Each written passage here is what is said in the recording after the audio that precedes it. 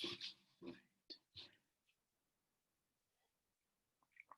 everyone, Dennis K here, Belize Islands Real Estate. Hope you are doing well today. You know, I've been meaning to tackle this topic of how do I fund my dream life in Belize for some time now, because I know for some of you, this is one of the major challenges, one of the key pieces of the puzzle that you're trying to figure out. You say, you know, what can I do to actually leave my home state, my home country, my home city, wherever I am today, leave this behind and make the transition into living as an expat in a foreign country. Just how do I go about that? Do I get a job? Do I start a business? Do I work online? Do I become a digital nomad? You know, what is it going to take in order for me to fund my new life, whether that new life is in Belize or somewhere else in the world, or simply in your own home state, but living a different life, a different type of life than you're used to right now. So what I've put together today is the top 4 or 5 things that you can look at doing to fund your move to Belize. And for the purposes of this video, we're just going to focus on Belize, but this also applies to other ventures you have in life, other things that you want to do, accomplish, see, experience. But we're going to focus on Belize right now. And at the end of the video, I'm going to highlight a couple properties that you might consider that you could view these as part of the puzzle piece to help you move to Belize. All right, so let's get right to it. I'm going to do a share screen, and we're going to go to the PowerPoint presentation that I just created this morning. And so we're going to start right up here with the main slide. So let's do a slideshow. All right, so hopefully this is looking pretty good. So moving to Belize, how to fund your dream life. Now we realize that everyone's circumstances are different. So we're going to just highlight some of the key components and show what several of my clients are doing to do just this. So we're going to talk about moving to Belize as an expat. In other words, moving permanently, relocating, and planning on spending several years or the rest of your life in the country of Belize and integrating into society. We're also going to talk about those of you who are going to retire to Belize. You know, in other words, you want to move down to Belize and absolutely do nothing secularly. So we're going to show you some tips and tricks on how to do that. We're going to have some information for digital nomads, which is going to apply not only if you want to move to Belize, but also to other countries in the world. Or for those of you who looking at being snowbirds or part-time residents. I just talked with a really nice guy yesterday out of Canada. He lives on the northeast side of Canada, loves the summers, hates the winters, and is looking to spend 6 months or more in Belize and 6 months up in Canada in the summertime when the weather is absolutely beautiful. So finally, we're going to touch a little bit on how to fund your life in Belize by being a real estate investor. And that applies wherever you live in the world. And it also can apply if you're looking at investing in Belize or not. We're going to show you a couple of things that you can do. So let's just get right into it. First of all, the first group we want to talk to are the expats. Now, what is an expat? An expat has a lot of definitions, but for our purposes of discussion today, it is a person who moves out of his home country and he plans to permanently or for several years integrate into the society, the culture, maybe the language, into the country in which he is moving to. So you can be an expat in China, Taiwan, Thailand, Colombia, Belize, certainly. And a person who moves to Belize wanting to be an expat wants to call Belize their new home. So they really want to get involved in the society. They're not ready to retire yet. So they want to do something to support themselves. So maybe they buy an existing business, right? So they look around saying, who is selling a business that is making good money today, or that has the potential to make good money? We'll talk about the pros and cons of doing that. Or they start their own business in Belize, or they simply get a job in Belize, or they get involved in some sort of volunteering or mentoring because maybe they're at a point in life where they don't necessarily need to work. They're not retired in the full sense of the word, but maybe they have enough income coming in. Maybe they dabble in doing something with their business or former business. So money's not an issue. So they get involved in volunteering or mentoring or other things like that. So then you have the retirees, right? These are the guys that have had enough of secular work, enough of working 9 to 5 or running their own business. They absolutely want to do nothing in Belize. And so for them, they're going to maybe rely on their Social Security right? Which they can get their checks, right, sent to Belize, or maybe they have a pension, or maybe enough money saved up and invested with their self-directed IRAs, or maybe they have other investments. Maybe they're heavily invested in the stock market or have some bonds or annuities or something. And so they figured out a way to have all of this work for them, where if they move to Belize, they're not going to have to do anything but pick up their check once a month or once every couple of weeks and live the dream. And for them, the QRP program might be a good option for them. It's not good for everyone. It has their pros and cons, but for the retiree, the QRP should definitely be something that they're looking at. The next group of people, and this could be sort of like an expat, but these are the people that want to move to Belize and get a job in Belize, right? So they want to come down and actually work, be an employee for someone. So for that, they're going to have to look for something that they're very specialized in, something that they're skilled in. They're going to look for a very niche market, something that they can bring to the table that perhaps doesn't exist in the part of the country where they want to move to. So for example, if you're looking to move to Ambergris Caye or Corozal or the Cayo district, they might look around and say, you know what? I could offer this sort of service or skill in this area. I'm highly specialized, I'm highly qualified. And with that, I'm going to look for a job. And with that, I'm pretty sure that I can get a work permit. And some of you who are looking at doing this should be looking at larger international companies who maybe have several positions open for someone maybe coming to the United States or Europe or Canada who has a very specific skill set that they could use. And it would be my recommendation also that if you're looking to get a job in Belize, that you perhaps look at starting your own business that allows you to employ locals. All right, so then you sort of manage the business, you bring your skills, your expertise into the business, but then you employ locals to actually do the work, to run the work, and take good care of them, treat them good, pay them fairly, give them incentives and bonuses, and you'll be very, very successful with that. And the last group we want to talk about is the digital nomad. Now, this is the group that is becoming more and more popular. Digital nomads have been around for several years, and they're the kind of people who like to work online. They have their own business. They could be an employee for a company, so they actually could punch a clock, check in at 9, check out at 5, and they're required to actually, be available during those hours. But other than that, they can live in any country and any time zone in the world. Or perhaps they work from home as someone who is self-employed. All right, so maybe they're a freelancer, maybe they have a little coaching business, they can offer some sort of consultation or mentoring, or they sell a product. This can be a digital product or a physical product, or they can get involved in affiliate marketing. But the digital nomad, they have a little bit different lifestyle than the expat or retiree. The digital nomad wants to spend maybe 2, 3, 4 months a year in a certain country, and then have their freedom and ability to go on to the next country and the next and the next and the next.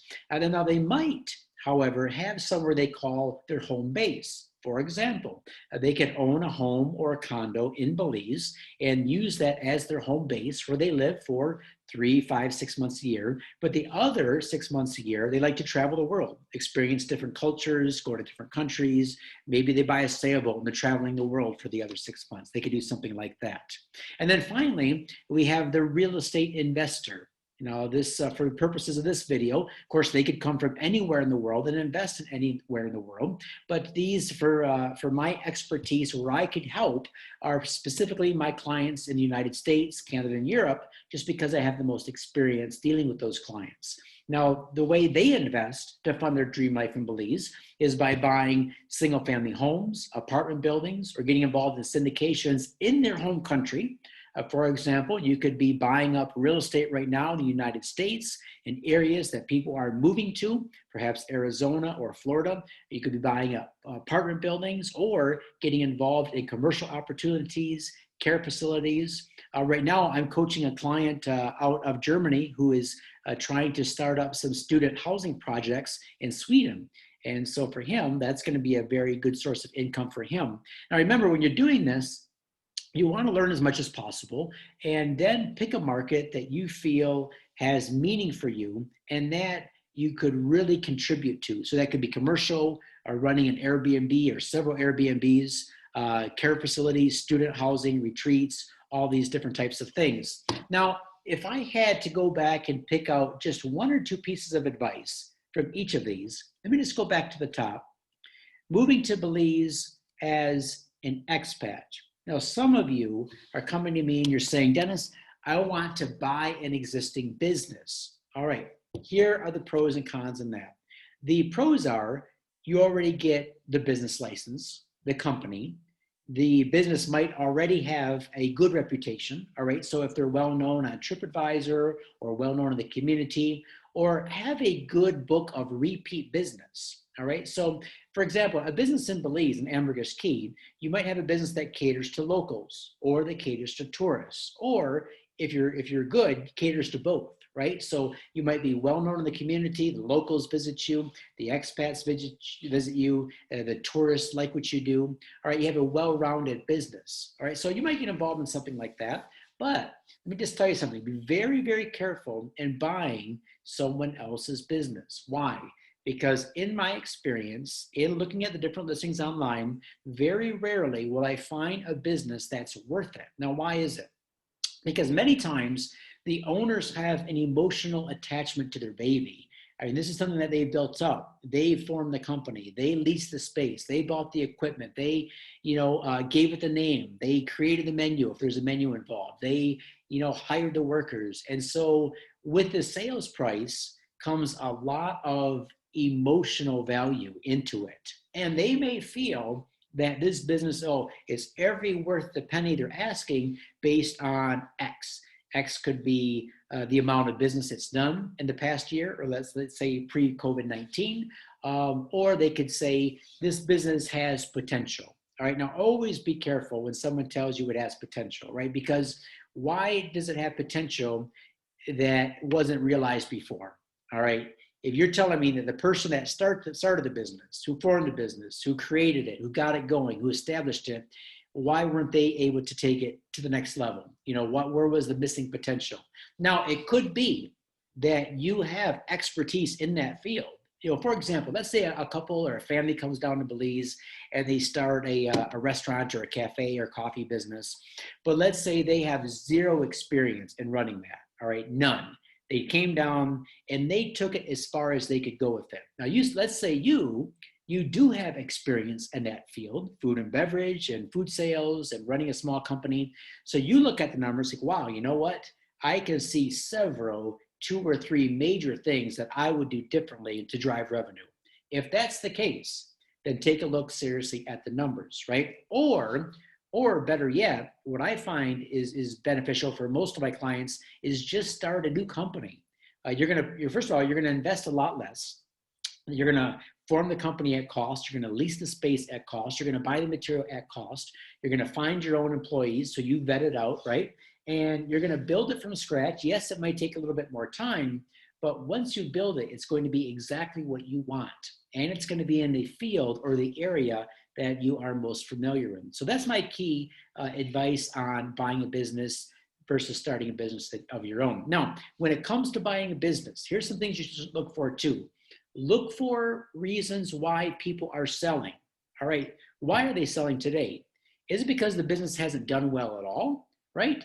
If it has done well, then why aren't they asking more for it? What you want to do is look for a business where people have a reason to sell. For example, the family now has to go back to the United States or Canada. So they're just leaving the business. So rather than shutting it down, they're just going to sell it to someone else, right? Or it could be there's a bankruptcy and the business has to be sold because of a bankruptcy or a divorce or a sickness in the family or something, right? But there should be a motivation for the seller to want to sell in order for the buyer to get a good deal. So that's my advice there. Now, the second thing is getting a job.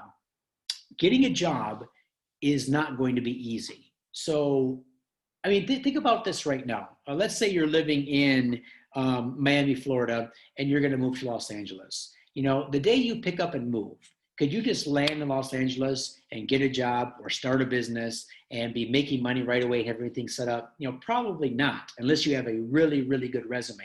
Well, Belize is a very small country, right? It's got like 375 people living in it. And a lot of these areas like Hopkins, Corozal, Placencia, Kyle, Kekaukar, Ambergris Key.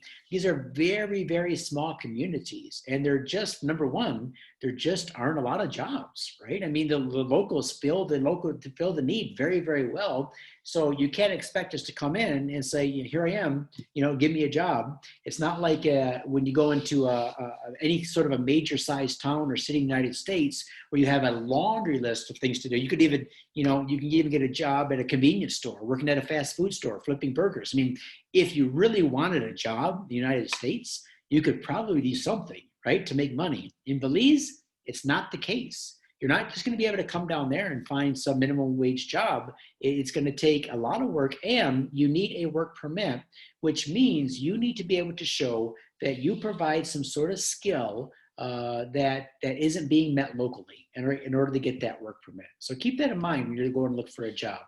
For those of you who are looking at retiring and doing nothing, a little bit more on that QRP program for you guys. First of all, it allows you to come in the program if you're in the country, if you qualify. So to qualify, you need to be over the age of 45 and show monthly income of $2,000 US a month, right? With that, you can be granted what is essentially residency, right? And then with that comes a benefit is you can bring in your boat, your car, your household items, virtually income tax-free, or I should say import tax-free, right? So this works well for my clients who are truly going to retire. They're not going to do anything in Belize. Now, you might be thinking, Dennis, I want to retire in Belize, but I'm doing so on a budget, right? Because the Social Security, the pension, the self-directed IRAs, that's not generating a whole lot of kickoff each year, in retirement. Well, if that's the case, then just remember, in Belize, you're going to have several expenses that are going to be much lower than you might currently be paying right now. Healthcare is going to be lower. You're not going to have a vehicle if you're moved to some parts of the country. So you're not going to have any car payments, car insurance, gas for the vehicle, repairs. Your housing is absolutely going to be cheaper. All right. So if you choose the right house or you rent the right place, then you're absolutely going to be saving money there. Your cable's cheaper, your cell phone's cheaper, even your food can be cheaper if you eat locally. So your dollar is going to go much, much farther in Belize as a retiree. Now, getting a job in Belize, I already talked about this. Let's talk a little bit more about the digital nomad. All right, so what is this? Well, since COVID-19, a lot of corporations are now realizing that they can save money and get better quality of work out of their employees if they allow them to work from home, either part-time or full-time. So now is a good time for all of you whose companies have you working from home, even if they plan on calling you back. Now might be a good time to do some negotiation. Go to them right now and say, look, I've been working from home for 6 months. All right. What would it take for you to entrust me to do this for another year? Just say 1 year. That's all I'm asking. If after 1 year it doesn't work out, I'll gladly come back to the office. Now, if you can negotiate this, what would it take for you to move to Belize today? Not today because the international airport's not open, but let's say January 1st, right? What if you can negotiate starting January 1st, a year of working from home and your home just happens to be in Belize, all right? Would you be able to do that? Or could you set that up for the future? For example, now let's listen to this. Right now, your company that you're working for might say, you know what? You're working home from now because of COVID-19, but when it's all through, you're coming back to the office. And no, there's no negotiation. We want you back because you physically have to be there. Now, what market or skill do you have right now? What is the job that you're in right now? Define that and say to yourself, okay, if my company, who I've been working for now from home for 6 months, will not let me continue work from home, are there other companies that I can do the same job for that might let me work from home? All right. And you don't even have to get the same pay. Remember, guys, when you're moving to Belize, you're going to be saving money. Also, you're going to be paying a lot less in income taxes, right? So think about that. If what you're doing now for your company doesn't translate into an online job long-term, look for a company that will. Or see how you can transition right now. So for example, some of you are in jobs or are in careers that don't really translate well into an online job, right? It requires you to physically be somewhere, But what if over the next year or two or three, you could develop a skill somehow that's tied in with your job in order to do something online? I'll give you an example. Being a dentist or working in a dentist office as a receptionist or hygienist, that requires in physical presence, right? You have to be there in the office to keep that job.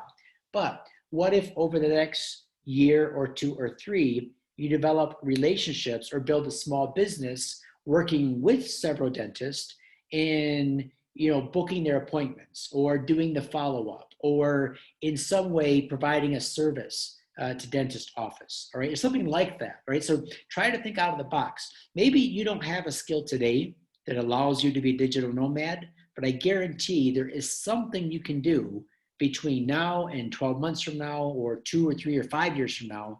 You can do something online that absolutely will allow you to live in Belize or become a digital nomad and travel the world. Now let's talk a little bit about real estate investing. Right now, you might be saying to yourself, you know what? Oh, I want to move to Belize, but I don't know if I want to become a real estate investor in Belize. I just don't know that market well enough. That's okay. You know what? Start to invest in the U.S. where you live. My brother called me up a couple of days ago, and he said, you know what? I'm thinking about buying a single family home to rent it out, have it pay for itself, and everything. So I gave him the criteria of here's what you should look for. Here's the pros, the cons. My advice would not to just buy one single family home, but buy several. And that way you can get a property management company to kind of watch over them. It doesn't take a lot of your personal time.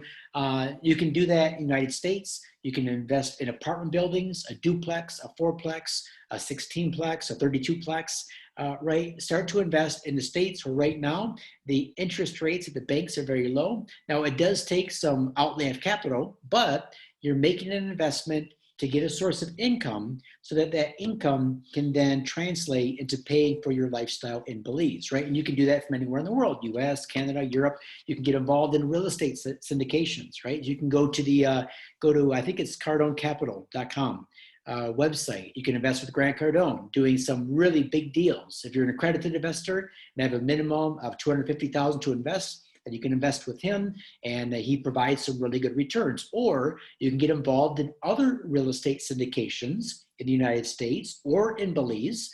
And this can be a way for you to fund your new life in Belize. You can also just invest in Belize real estate. Right? So several of you are looking at buying vacant land. You're buying vacant land now, you're holding it, you're selling it with seller financing in the future, or you're buying land to build your own single family home, which you plan on renting out when you're not there, turning it into Airbnb. Fantastic idea. Or you're getting involved in syndications, larger projects that are worth, say, $5, $6, $7 million, and you're just putting up a portion of the money to become an investor in the overall project. Now, remember, in all of these things, you want to pick a market that you feel that you would enjoy being in, right? Because, the numbers make sense if you do your homework and you pick the right property, but yeah, you're going to be passionate about it. Don't just invest in something just because you think, oh, this is a wise move. Invest in something that, you can get excited about. Say, hey, here's what I do. I did this, I bought this, I rented this, I started this business, and it's going really well, and something that you can be proud of and excited about. Now, here are a couple properties, like I promised, that I feel would be good to start to invest in Belize in a couple different ways. First of all, you hear me talk a lot about the properties in and around Secret Beach. Now, I've had 4 or 5 different Zoom calls in the past 6 days, and on several of them, the client actually mentioned Secret Beach becoming the next town on Ambergris Caye. And I 100% agree with that. Not only Secret Beach, but this entire little Ambergris Bay, Grand Belizean Estates, Palmyra Woods, this whole area here absolutely is going to become the next town in Belize. We're going to see lots of things happening here. Hardware stores are going to go in, grocery stores, we're going to have gas stations, schools. Everything is going to become available here in the not too distant future. Why? Because this is the area of growth that's taking place. Now, to understand why, when you look at San Pedro town, in fact, if I can just pull up my Google Earth here and go back to showing you this. All right, so let me just show you where San Pedro town is. for those of you not familiar. When you look at the island of Ambergris Caye, it's 25 miles long. Here's the very tip of the island. Here is San Pedro town, right? San Pedro town is extremely small. We're talking 3 or 4 streets wide, maybe 4 or 5 blocks long, all right? This is it. This is San Pedro town. So let me just show you how big it is. So the actual town proper goes from, boy, right about here, Tropicare. So it's 0.63 miles, all right, by 0.15 miles wide, right? So 0.6, so let's say 2/3 of a mile long by 786 feet. That's the extent. And you notice the roads are narrow. It's cramped. When people talk about San Pedro being busy, it is busy. It's packed with golf carts. It's packed with, you know, delivery vehicles. It's not fun really walking around there sometimes because you really got to watch your back. But remember, San Pedro town was laid out, I don't know, 80, 100 years ago when there were just sandy roads. There wasn't even a bicycle on the island. No vehicles, no golf carts, not even a bicycle. So this was a sleepy little fishing town, which naturally grew into the little mini metropolis we have today. So then we have development spreading out north or south of town, but nothing has really taken the place of San Pedro town as a true hub where everything is, all services and amenities. Well, when you go north, you see this big area right here, and this area is large enough now to establish a next major town on the island, right? So if we take just where Grand Belizean Estates and Grand Mayan is right here, just there to Secret Beach, we have, let's see, what is it in miles? 1.52 miles across, right? Just in this little area where these lots have been sold off. And as a width, we have half a mile, all right? So it is multiple times bigger than, say, San Pedro town, just huge, right? And the draw of this, okay, San Pedro's town is, well, it's on the beach, it's on the Caribbean side. We have the reef, the barrier reef. We have, you know, all the services and amenities and gas stations, and people want to go out snorkeling, diving, fishing, everything's right here, right? But you see the attraction that the west side is getting because of the sunset views, the beautiful swimming waters at Secret Beach. You know, this area is just prime for some major development. We're going to see it here in the next 24 to 36 months. So this area is absolutely going to be a new town core. So if I go back to my PowerPoint presentation and highlight these 2 lots, right? So somebody could pick up these 2 side-by-side lots, which are on the main access road leading to Secret Beach. They're a half mile away. This would be a fantastic opportunity for a business that would benefit from being high traffic and a business that would benefit from having a little bit larger footprint. For example, most lots in Grand Belizean Estates and most lots in Colonial San Diego, Ambergris Bay, these are typically 60 by 80 feet, right? That's the typical size. These lots along the main road, these prime lots, are 73 by 103 feet. All right, so I think they're like 1.55 or 1.6 times the size of an average lot in here. All right, so if you think about it, if you got 73 feet, you got almost 150 feet of beach or of road frontage here by 103 feet deep. So you have a good amount of space, and that would be perfect for somebody looking to put up a business, for example, a larger grocery store, or maybe a restaurant on the ground floor, and maybe living quarters on the second floor. There was a great restaurant. In fact, I don't know if it's open right now. What was the name of it? Oh man. Oh, I'm drawing a blank. I'll think about it here in a bit. But you might think that all of the major restaurants that people want to go to are on the beach or on the water. That's not the case. Actually, excuse me a minute here. Actually, some of the most unique restaurants are off the water. So you have restaurants like Hidden Treasure. Oh man, I can't think of the restaurant. I'll include it in the link below. But anyway, you might think, well, who's going to go to a restaurant that is a half mile away from the beach? Actually, a lot of people, because with this amount of land, you can create something really tropical and feel. In other words, yes, you have the main road in front where you have your parking, right? But then once you get inside the gate, so to speak, you can create this entire Thai or Balinese style with some water features and some really, really cool vibes using bamboo and just other things. You can create a really cool feel on this property because you have the room to do so. You could also create maybe some other types of businesses here, maybe a gourmet specialty shop where you specialize in some sort of food for takeaway, or I don't know, maybe like I gave some ideas before, a pizza shop or the gourmet pancake bar or something like that. But you can do a lot with this property because of its proximity to Secret Beach, and you get this high traffic here coming along the South Road. Now, some people have been asking me about power.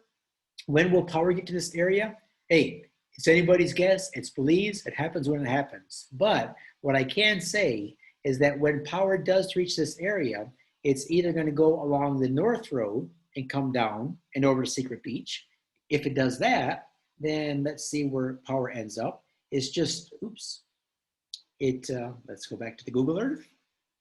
So if power does that, if it comes across the Northern Road and down and over, then you're looking at a distance of only 0.18 miles, right? These lots are 0.18 miles on the power lines. If it comes down through the Southern Road and over into Secret Beach, then the power lines are run right in front of the property. All right, so what are some other benefits of those lots? Well, sorry guys, a little tickle in my throat. Well, they're high, they're dry, they're several feet above sea level, so they're not in the low part of the island, so this is good, so you're not gonna have a big expense there filling these lots. And these are just a really good deal. So for $49,000 each lot, the seller would like cash on them, but he has authorized me to offer some financing with at least 50% down. So if that's what it takes to get the deal done, then you can get these lots for 50% down, but he would really prefer a cash deal to take advantage of other deals on the island. This would be a perfect opportunity for somebody to buy this property, live in something that they build. For example, they can put one of those premier homes on them. For example, if you haven't seen those homes already, go to premierhomesconstruction.com, and I'll be able to show you that website right here. If you haven't spent any time on that website, this will be a unique website for you to play around with. All right, so there it is, Premier Homes Construction. They do custom homes. They also do basically like off the rack homes. And just to note that when you look at the prices of their homes, because I've had a couple clients look at this and go, wow, something doesn't seem right. These prices are in Belize dollars, all right? So they typically go by the width and the length, all right? So for example, a 20 by 40 house, which would be about 800 square feet, your total on that is 32,000 Belize dollars, which is 16,000 US, all right? But that's just basically for the shell. So that's with the hardwood floors, the exterior walls, the windows, the doors, and then they offer the additional cost of basically the interior. So the electric, bathroom, painting, verandas, all this kind of thing. And what I tell people is like, look, whatever this price is, just double it. So instead of 32,000, you now have 64,000 Belize, so 32,000 US. That should be about the price of your finished home. Add to that the cost of the land, but then also add to it the cost of your septic, your solar, your furniture, your landscaping, your land prep. So for example, if this home here cost you, say 32 plus deliveries, let's say it cost you 40,000 US to get this home complete to the island, plan on another 30 or so, and that would include your solar, your septic, your well, all the kind of good stuff, your furniture, your palm trees, plan about 70, 75,000 US to put a home like that on any of the lots that I've showed you. All right, so you can put that on a beachfront lot. For example, we had a client earlier this week looking at putting one of these homes on a beachfront lot. So let's just go through a little bit of a exterior show here. See some of these homes. Hopefully my Zoom's working well enough here to do a little bit of a scroll through. So look at that, that'd be beautiful. That'd be a nice house for a beachfront lot or a second row lot. This would be a good house for a second row lot because see how it's elevated here? You get some nice views. Beautiful homes. Now these are all in their raw natural state, just stained, but you could also paint them up to look very tropical. It's a nice house there, beautiful home. A little bit of a hardwood log home type looking one there. I like that. It's got some nice style to it. All right, just kind of let it, no, that's beautiful. Yeah, so imagine that in the beachfront lot or second row lot. You know, there's some good examples of some small cabana style that you could put those for rent. All right, so spend some time on this website. It's a pretty good website. You might get some ideas. And along with that, I will be releasing some additional videos on giving you different tips and tricks, for example, for funding your life in Belize, right? Because I know that today's video, I gave you a lot of overall information, some generalizations, but I also have some good resources that you can start to dive into, different podcasts that you can listen to, different business guys that you can follow, that you can read their books. And basically right now, use COVID-19 as an opportunity to learn as much as possible. Just dive down. When you're not working, you're not with your family, you should be reading, listening, watching videos, doing all you can, taking courses, and don't view any of this as a waste of time. All this is gonna pay off because all this eventually is gonna come together and we're gonna figure it out and we're gonna be able to help you move to Belize. All right, so if you have any questions, comments, concerns about any of the information I presented in today's video, go ahead, hit me up in the link below. My email is there, denniskii@gmail.com. And as always, if you want to hit me up on a private Zoom call, then the link is below. Take care of Steph and I, buy us a couple cups of coffee. We really appreciate that support. We do this, by the way, with every single one of our first time initial calls, because this really gives us an opportunity to set aside some serious time to get to know you, to see how we can best help, what we can learn about you in order to help you make the good decisions you need to make in order to enjoy your life in Belize or elsewhere. All right, guys, take care. I hope you're all doing good and hope to see you soon.